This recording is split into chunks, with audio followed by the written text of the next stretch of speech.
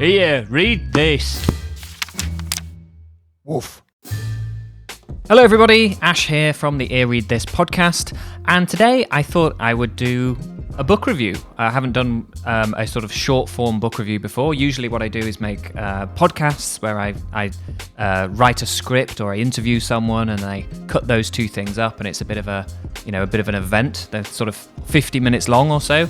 And today I wanted to talk about a book by an author who I have made podcasts on, but I don't see myself making a full-length podcast about this. I really enjoyed this book. I do want to talk about it. Yeah, I didn't see myself doing sort of the usual round of research, finding a guest or that kind of thing.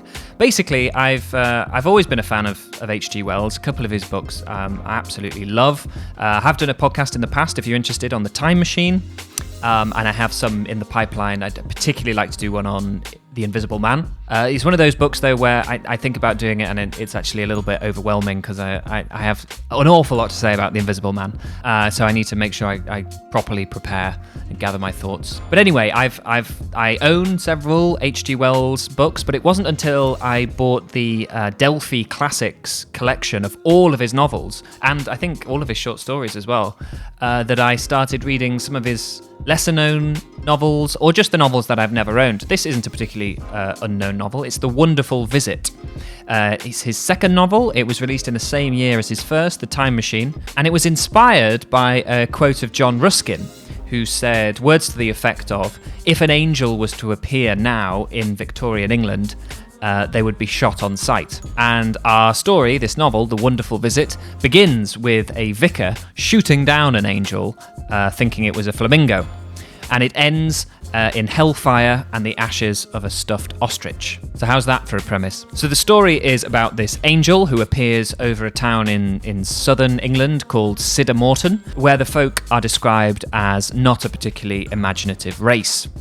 This angel, by the way, the narrator is very careful to say, is not a religious angel, but an angel of art, of Italian art. He has polychromatic plumage, I suppose, which is why the vicar takes him for a flamingo. So he gets shot in the wing and then taken under the wing of the vicar, who is very apologetic in a very sort of English way. He stays with the vicar for a week or so, and in that time meets various people in the town who are not exactly curious but nosy, and they come and see him, and the novel really is a series of rationalizations from the townspeople of how or what this angel is. Some of the explanations they come up with for him are, he's not an angel, he's French, he's drunk, he's a flamingo, as we heard before, or he's a socialist. And what I really like about it is that Wells this isn't a story about, is he or isn't he an angel? Is this a con job? A little bit like, what's it called? Whistle Down the Wind?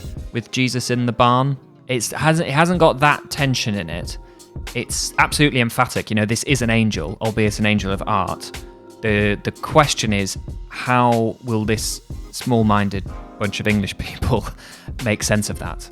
And how will they come to terms with it? And they are distressed. It is a story.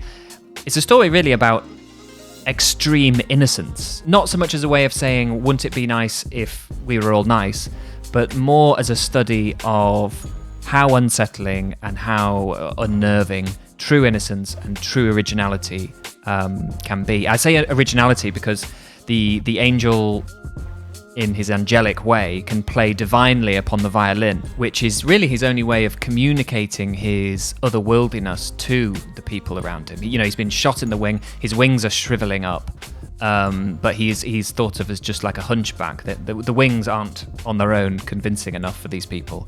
But the way he plays the violin is, alarming and beautiful, and it has a strong impression on the townspeople. But when it transpires that he can't actually read music, they start doubting it. They start, again, starting rationalizing how he came to be a sort of flawed genius. In a way, it's very reminiscent of The Invisible Man, which is another story of a visit to a small town, and again, the townspeople sort of rationalize what they see. I think it's funny in ways that remind me of The Invisible Man. I think I hold The Invisible Man a lot higher. I would put Invisible Man almost in a Jekyll and Hyde category of being one of those weird books that is incredibly well known and still also kind of underrated.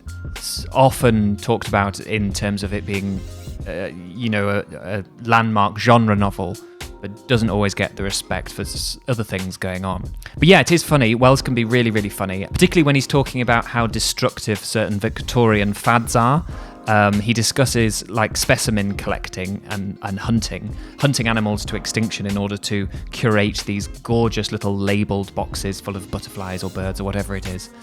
He describes that as a triumph of leisure over the delights of life. There are bits that are not so good. When it comes to regional accents, Wells cannot resist spelling them out phonetically, which is just something I hate in literature. Kipling has the same habit. He will spell out paragraphs of regional dialect syllable by syllable, which is to read. It's just like reading with the brakes on. It's horrid.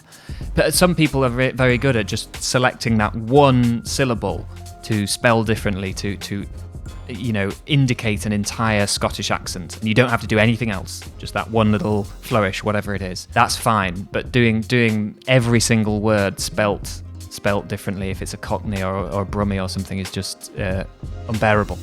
It reminds me of like actors in Shakespeare when they're cast as like the prose clowns.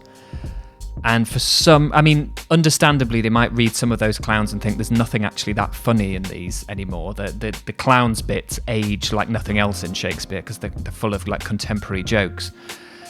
So to compensate from that, they do the most excruciatingly exaggerated regional accent, Cockney or Brummie or whatever it is. It puts me in mind of that Limmy sketch, Kill Jester. Where if you've seen it, you've seen it. But whenever I see one of the clowns coming on and you hear someone go, "I shall never begin if I hold my peace," I just think, kill Jester. Just kill them. Kill them. Kick them now and don't stop kicking them until it has stopped happening, because there is 3 hours of this play and it cannot proceed until they are killed. I don't care if they're like a talented teenage acrobat that the RSC have given a golden opportunity to kill them. Kill them, or I will. So yeah, if I am the artistic director of the RSC, as I one day will be, that my first action is going to make that sort of accents punishable by public execution. And I know that sounds a bit controversial, but that's theatre. And I think maybe that is just the kick up the arse to death that modern Shakespeare productions so desperately need. But anyway, back to H.G. Wells. Yeah, I really loved the Wonderful Visit, and that's why I wanted to talk to you about it.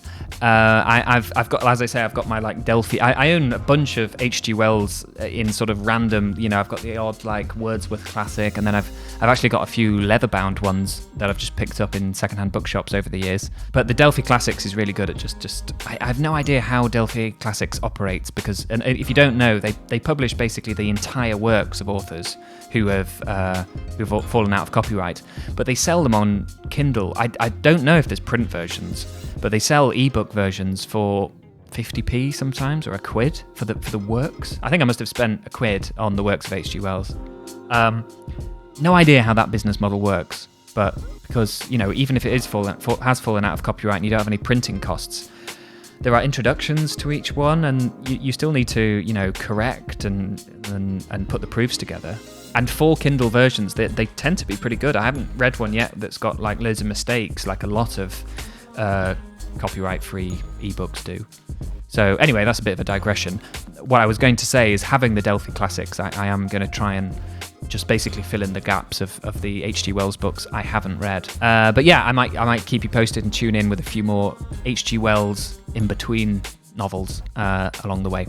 Anyway, that's it for today. I will be back later in the week with another video. If you enjoyed this and want to listen to me talk about H.G. Wells for a bit longer, check out the Time Machine episode from, I think, last summer sometime. I will link it in the episode description box below anyway. That's all for now, though. Cheers. Happy reading.